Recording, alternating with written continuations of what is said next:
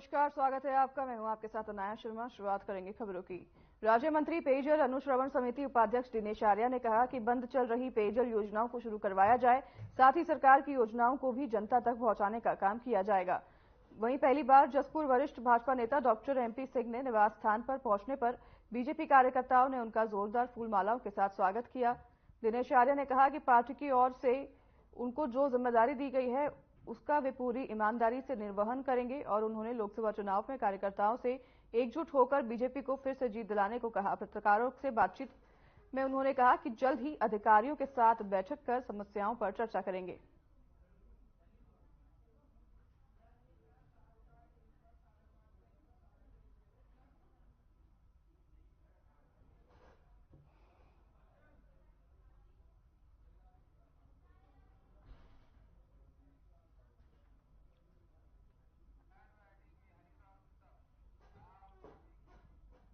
आगामी 22 जनवरी को अयोध्या राम मंदिर में रामलला की प्राण प्रतिष्ठा को लेकर हरिद्वार में भी खास उत्सव देखने को मिलेगा। रविदास आचार्य महामंडलेश्वर सुरेश राठौर ने जानकारी देते हुए बताया कि 22 जनवरी को मां गंगा के मंदिर में विशाल भंडारे का आयोजन किया जाएगा। उन्होंने कहा कि हिंदू धर्म में 22 जनवरी 2024 का दिन सुनहरे अक्षरों में दर्ज किया जाएगा, क्योंकि इस दिन सालों में बाद अयोध्या में रामलला अपने भव्य राम मंदिर में विराजित होंगे। श्री राम की प्राण प्रतिष्ठा की तैयारियां जोरों से जारी है और पूरी दुनिया इस ऐतिहासिक पल की साक्षी बनेगी।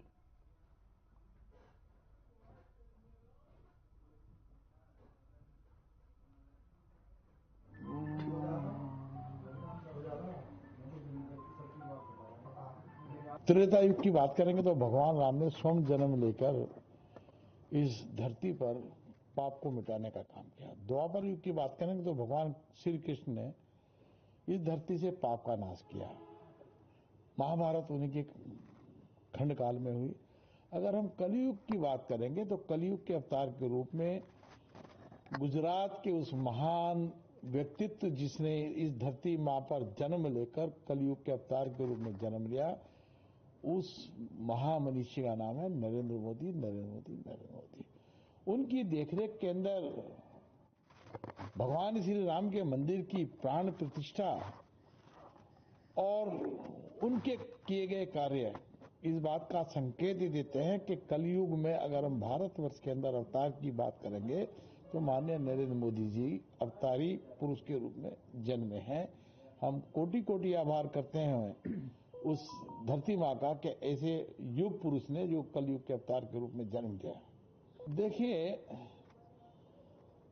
मैं ये मान सकता हूं कि 25 दिसंबर को बड़ा दिन के रूप में हम मानते थे, लेकिन इससे बड़ा कोई दिन और हो नहीं सकता। याद रखना, 22 जनवरी इतिहास के पन्नों में तो लिखी गई, लेकिन दूसरी दीपावली भगवान पहले राम जब आए अयोध्या तो तब एक दीपावली होती थी। और ये महान पर्व जो होने वाला है 22 जनवरी को, भगवान श्री राम के मंदिर की प्राण प्रतिष्ठा के लिए तमाम मुगल शासकों ने जो अत्याचार अनाचार किए, हमारी उस भव्य मंदिर को तोड़कर वहां पर बाबरी मस्जिद का स्थापना करने का काम किया था, उसमें मैं निश्चित रूप से इसलिए मैंने कहा कि भगवान और अवतार में जो अंतर होता है वो महामनीषी के रूप में जन्म लेते हैं। तो माननीय मोदी जी उसी अवतार के रूप में जन्मे, इसलिए मैं कहूंगा कि दिवाली से भी महान पर्व इस 22 जनवरी को होगा और हम भी बड़ी धूमधाम के साथ में उस महापर्व को मां दुर्गा के मंदिर पर मना रहे हैं और भारी संख्या में भंडारा करेंगे, यज्ञ करेंगे।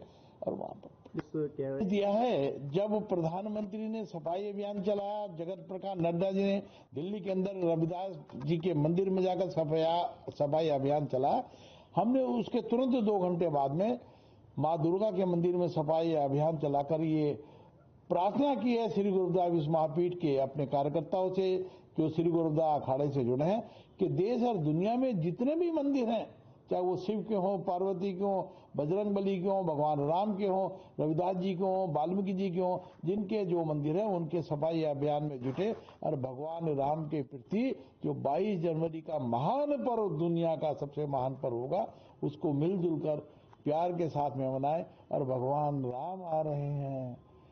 राम है तो सब कुछ है, राम नहीं है तो कुछ भी नहीं है।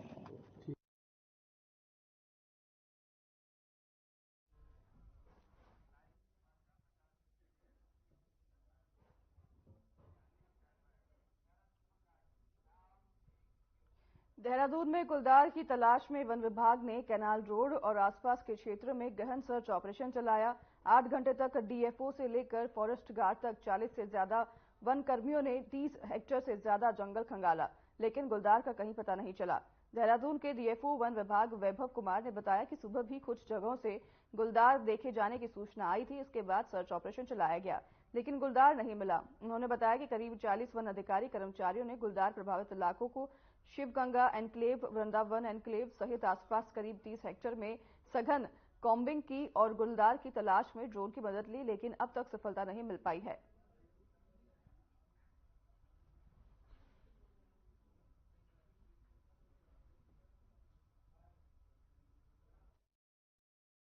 ये 15 तारीख की रात की एक सीसीटीवी फुटेज हम लोगों को मिली थी, जिसमें इस क्षेत्र में लेपर्ड का मूवमेंट जो देखा गया था। उसके बाद से ही निरंतर वन विभाग द्वारा जो है यहाँ पे सघन एक जो है सर्च ऑपरेशन चलाया जा रहा है, जिसके क्रम में हम लोगों ने कल कुछ एरिया आइडेंटिफाई किए थे जहाँ हमें ऐसा लग रहा था कि शायद लेपर्ड के द्वारा उन क्षेत्रों को छुपने के तौर पर इस्तेमाल किया जा रहा है।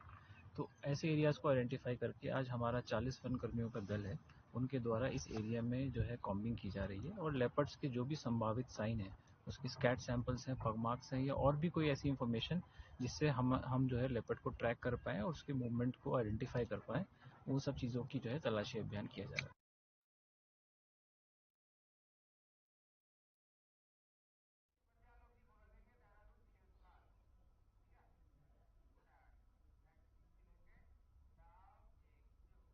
खबर देहरादून से है, जहां रायवाला थाना पुलिस ने एक नाबालिग से छेड़छाड़ और मारपीट करने वाले 2 मनचलों को गिरफ्तार किया है। आरोपियों ने अपना जुर्म भी कबूल कर लिया है। वहीं रायवाला थाना प्रभारी निरीक्षक देवेंद्र सिंह चौहान ने बताया कि थाना क्षेत्र अंतर्गत एक महिला ने पुलिस को शिकायत देकर बताया कि उसकी 16 वर्षीय बेटी मोबाइल में ही रिचार्ज करने के लिए बाजार गई थी और इस दौरान 2 युवक उसे रास्ते में मिले, जिन्होंने बेटी के साथ छेड़छाड़ की और विरोध करने पर मारपीट भी की। शिकायत के आधार पर पुलिस ने मामले में तत्काल मुकदमा दर्ज किया और आरोपियों की गिरफ्तारी के लिए सब इंस्पेक्टर नमिता सैनी को जिम्मेदारी सौंपी।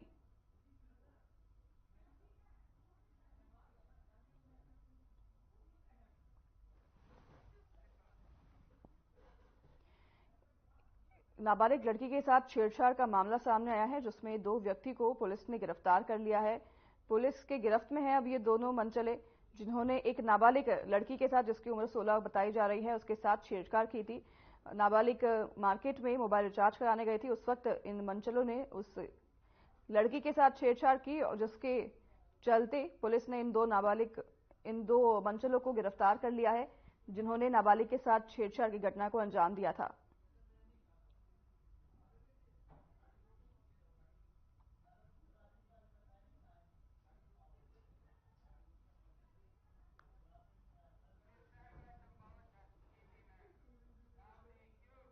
बनबसा में रेलवे गेट के पास ट्रेन की चपेट में आने से एक स्थानीय युवक की दर्दनाक मौत हो गई।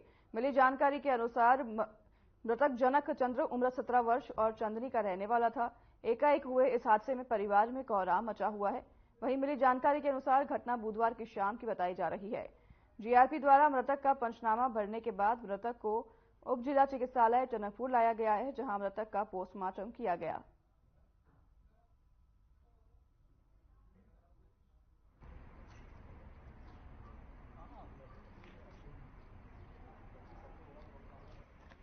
जीआरपी पुलिस द्वारा जनक चंद्र पुत्र श्री हरिश्चंद्र, जिनकी उम्र युवक की 17 साल थी, पोस्टमार्टम के लिए लाया गया। पोस्टमार्टम करने पर पता चला कि उस युवक का सर है वो धड़ से कटकर अलग हो गया है, जिस वजह से अत्यधिक रक्तस्राव होने की वजह से उसकी मृत्यु होने लगा है। मृतक का शव परिजनों को सुपुर्द कर दिया गया है। काम ढूंढते बोल के अपने मम्मी के पास से गया, वो काम ढूंढने के लिए गया। लेबरी में पीछे ठेकेदार आते थे, उनके साथ काम करने के लिए लेबरी के 2-4 दिन करता हूँ बोल के गया था वो यहाँ से घर से। अब ऐसा घटना घट गई। क्या हुआ कुछ? मेरा उसके पास फ़ोन था, मैंने फ़ोन किया, पुलिस वालों ने फ़ोन पकड़ा। उन्हें बताया कि आपके लड़के के पहले तो फ़ोन गिरा हुआ मिला बोल के बोला। बाद में पुलिस वालों ने बोला कि चोट लगी है, यहाँ आ जाओ आप, बोला पुलिस वालों ने। बनबसा थाने में? बनबसा स्टेशन में। फिर वहाँ पर आपने जाके क्या देखा? वहाँ पर देखा लाश पड़ी हुई देखा मैंने।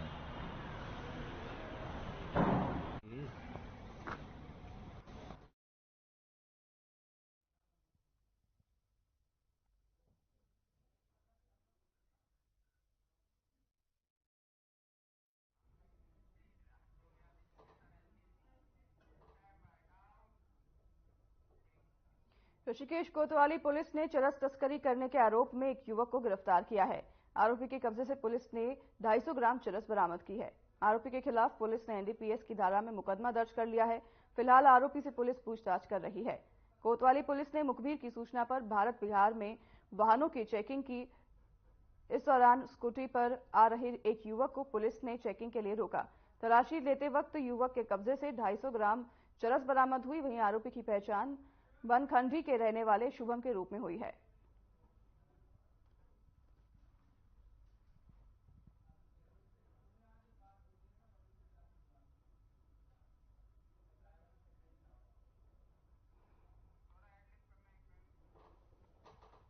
ढाई सौ ग्राम चरस पुलिस ने बरामद की है और इसी के साथ तस्करी करने वाले तस्कर को भी पुलिस ने बरामद कर लिया है, जिसके पास से 250 ग्राम चरस पुलिस ने जब्त की है। आपको बता दें कि स्कूटी पर चरस की तस्करी कर रहा था तस्कर और स्कूटी को भी पुलिस ने जब्त कर लिया है। चेकिंग के दौरान पुलिस की ये कार्रवाई हुई जिस वक्त तस्कर स्कूटी के द्वारा नशीले पदार्थ की तस्करी कर रहा था, जिसके पास से 250 ग्राम चरस पुलिस ने बरामद किया है और उसी के साथ तस्कर को भी पुलिस ने गिरफ्तार कर लिया है।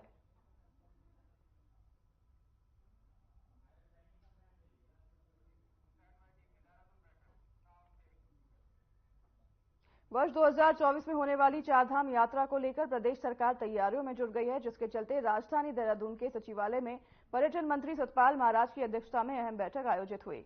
इस बीच पर्यटन मंत्री सतपाल महाराज ने कहा कि इस बार चारधाम यात्रा के लिए ज्यादा पर्यटकों के आने की अपेक्षा की जा रही है, जिसे लेकर सभी अधिकारियों को तैयारी करने के निर्देश दिए गए हैं। साथ ही उन्होंने कहा कि केदारनाथ में पर्यटकों के लिए सुविधाओं का अभाव है, जिसे देखते हुए शौचालयों में फ्लोर हीटिंग की सुविधा दी जा रही है ताकि शौचालय साफ रह सकें और साथ ही सड़कों के चौड़ीकरण के लिए लोक निर्माण विभाग को भी निर्देश दिए गए हैं।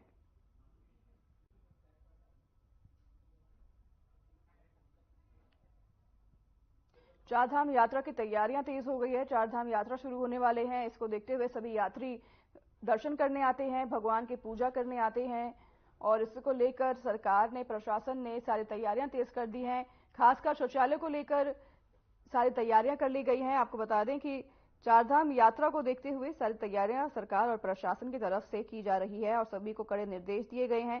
खासतौर पर शौचालय साफ सफाई को लेकर कड़े निर्देश अधिकारियों को दिए गए हैं, जिससे कि किसी भी यात्री को, किसी भी श्रद्धालुओं को कोई भी दिक्कतों का सामना न करना पड़े।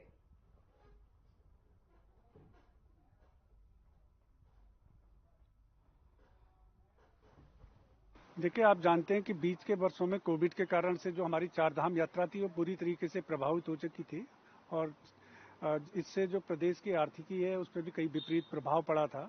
लेकिन प्रदेश के माननीय मुख्यमंत्री जी के निरंतर प्रयासों से जो चारधाम यात्रा है उसको फिर वो पटरी पर आई और विगत 2 वर्षों में जो चारधाम यात्रा रही है उसने नए कीर्तिमान प्रदेश में स्थापित करे हैं श्रद्धालुओं की संख्या का। इस वर्ष भी हमें अनुमान है कि बड़ी भारी संख्या में श्रद्धालु तीर्थयात्री धामों में आएंगे।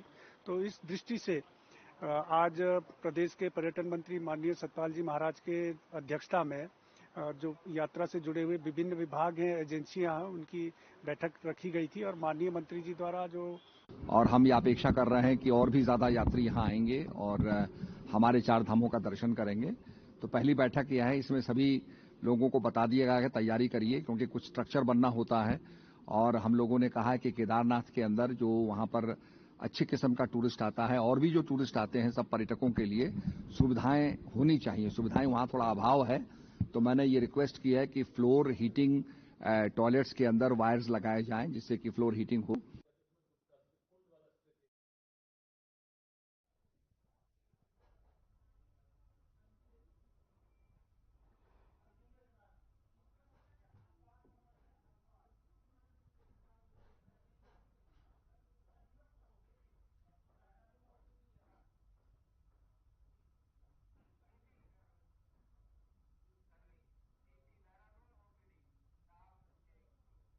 देहरादून में पड़ रही कड़ाके की ठंड के चलते सर्दी जुकाम के मामलों को देखते हुए दून अस्पताल पूरी तरह मुस्तैद नजर आ रहा है, जिसके चलते अस्पताल प्रशासन द्वारा फ्लू ओपीडी चलाई जा रही है, जहां ठंड की चपेट में आकर बीमार हो रहे मरीजों का उपचार किया जा रहा है। इस बात को लेकर दून अस्पताल के सीएमएस डॉक्टर अनुराग अग्रवाल ने बताया कि ठंडी हवा में प्रदूषण ज्यादा देर तक ठहरता है, जिसकी वजह से वृद्ध लोग और छोटे बच्चों में वायरल बीमारियों का खतरा बढ़ जाता है। साथ ही उन्होंने कहा कि फ्लू ओपीडी में ज्यादा मरीजों का आना नहीं हो रहा है, लेकिन जिस भी मरीज में फ्लू या कोविड की जांच के आसार दिख रहे हैं, उनकी जांच की जा रही है।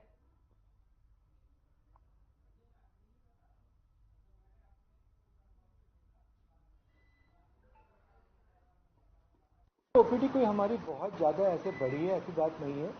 जो नॉर्मली जाड़ों में जिस तरह की ओपीडी रहती है, लेकिन हाँ, जाड़ों में जिस तरह से पोल्यूशन हवा में, ठंडी हवा में ज़्यादा देर ठहरता है, उस कारण से एक तो बड़ी उम्र के लोगों में जिनको पुरानी बीमारियां हैं और बहुत छोटे बच्चे हैं जिनमें वायरल डिजीज होने के चांस बढ़ जाते हैं।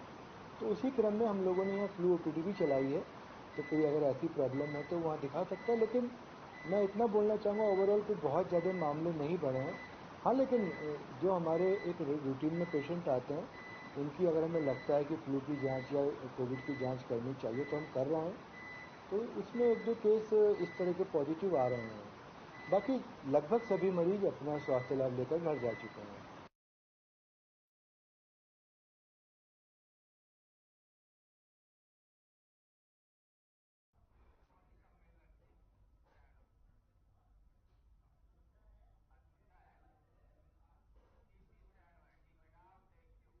शहर की विभिन्न समस्याओं को निस्तारण का हल ढूंढने को लेकर पौड़ी बचाओ संगठन के तत्वाधान में रामलीला ग्राउंड में एक सम्मेलन का आयोजन किया गया। सम्मेलन में राजनीतिक दल, सामाजिक संगठन, भूतपूर्व सैनिक संगठन, महिला संगठन, छात्र संगठन, सांस्कृतिक कर्मी, लोक कलाकार और बुद्धिजीवी लोगों ने प्रतिभाग किया।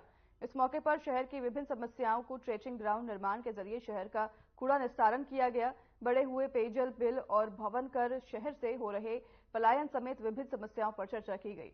इस मौके पर विभिन्न संगठनों ने चर्चा करते हुए शहर की विभिन्न समस्याओं का हल ढूंढने की कोशिश की और अपने अपने सुझाव भी दिए।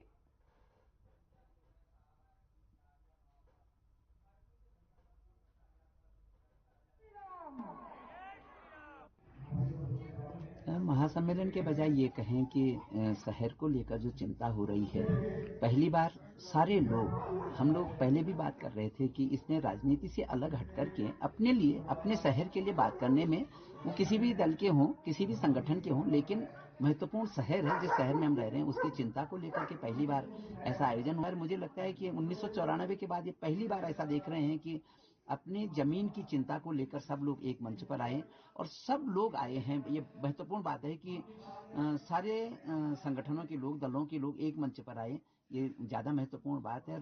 इसकी आवश्यकता है कि हम अपने शहर को कैसे व्यवस्थित करें। हमारे शहर में कोई भी स्थिति ऐसी नहीं है, कोई भी व्यवस्था ऐसी नहीं है जो व्यवस्थित हो, इसको लेकर के ये चिंता की जा रही है। पौड़ी की समस्याओं व उनके समाधान के लिए एक महासम्मेलन का आयोजन किया था, जिसमें मैं आज देख रही हूँ सारे जितने संगठन हैं, एनजीओज हैं, जो भी यहाँ पे हमारे पौड़ी के, जो पौड़ी की पीड़ा को समझ रहे हैं, वो सब यहाँ पे मौजूद हैं और अपने अपने विचार वहाँ पे रख रहे हैं। मौके बहुत सारे मिले, हमें मिलने चाहिए आगे ऐसे। और मैंने भी अभी कुछ समस्याएं, क्योंकि समस्याएं तो बहुत सारी हैं, बट हाँ कुछ समस्याएं ऐसी हैं क्योंकि हम बात करते हैं पलायन की, सफाई की और यहाँ पे रोजगार की, तो बहुत सारी समस्याएं ऐसी हैं जो हम लोगों को यहाँ पे बैठ के बात करनी पड़ेगी। और अभी भी अब हमारा सम्मेलन यहाँ पे चल रहा है और लोग अपने, कई वक्ता यहाँ पे अभी बचे हुए हैं जो अपने विचार यहाँ पे रख रहे हैं और हमारे बीच में उपस्थित हैं। मेरी तरफ से भी 2-3 ऐसे प्रॉब्लम्स थी जो हम लोगों ने बोला है, जैसे व्यापार कहीं ना कहीं रीढ़ की हड्डी होता है किसी भी शहर का, तो हमारे पौड़ी शहर में अगर हम देखेंगे तो ये कहीं ना कहीं परेशानी में है। ऐसे कूड़े की समस्याएं हैं, यहाँ पे रोजगार की समस्याएं हैं, तो इन सब पे अभी चर्चा चल रही है और आगे जाके हो सकता है कि हम एक ग्रुप भी बनाएं, यहाँ पे एक ग्रुप बना के इन चीजों पे हम लोग सॉल्यूशंस के साथ बैठेंगे।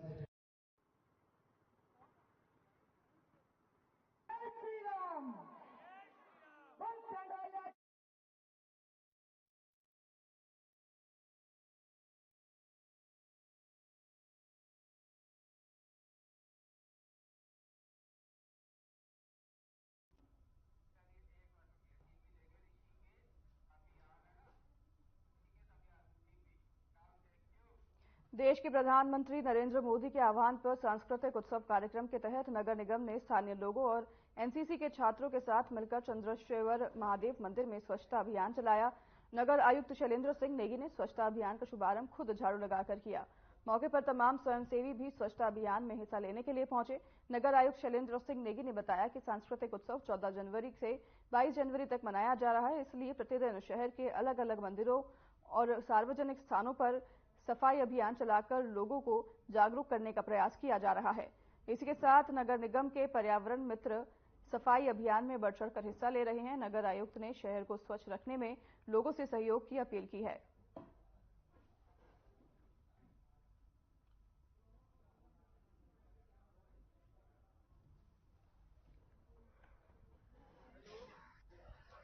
ये हमारी जो अपर मुख्य सचिव हैं राधा रतूड़ी जी, उनके निर्देशन पर सभी नगर निकायों में, नगर निगमों में और हमारे पूरे नगर के अंतर्गत ये कार्यक्रम शासन के स्तर पर भी इसके निर्देश हुए हैं।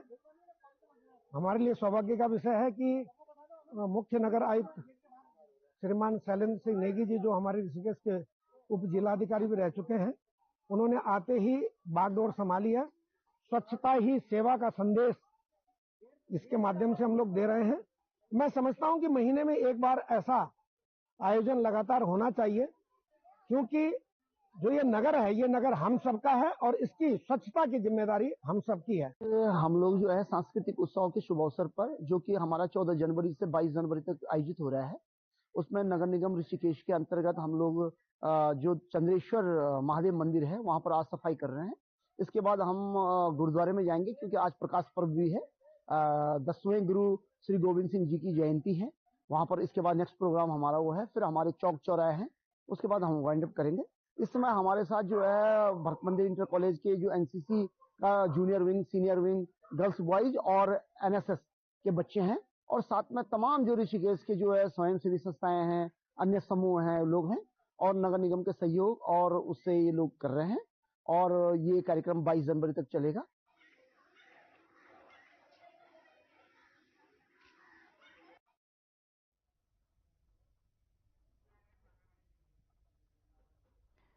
मंदिरों में साफ सफाई का अभियान शुरू किया गया है, स्वच्छता का अभियान शुरू किया गया है, जहां पे सभी बढ़ चढ़कर हिस्सा ले रहे हैं। नगर आयुक्त ने मंदिर में झाड़ू पोछा भी किया और खुद जाकर मंदिर की साफ सफाई की, इसका शुभारंभ किया। आपको बता दें कि 22 तारीख को राम मंदिर में, अयोध्या में राम लला की प्राण प्रतिष्ठा होनी है, जिसे लेकर यह अभियान हर प्रदेश में चलाया गया है। और वहीं अब इसको देखते हुए मंदिरों में हर जगह पर साफ सफाई का अभियान किया जा रहा है।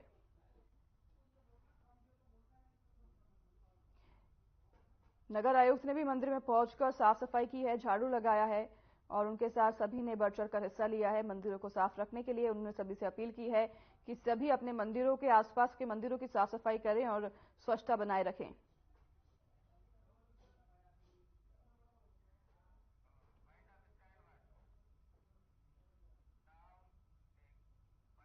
तो फिलहाल इस बुलेटिन में हमारे साथ बस इतना ही। नमस्कार।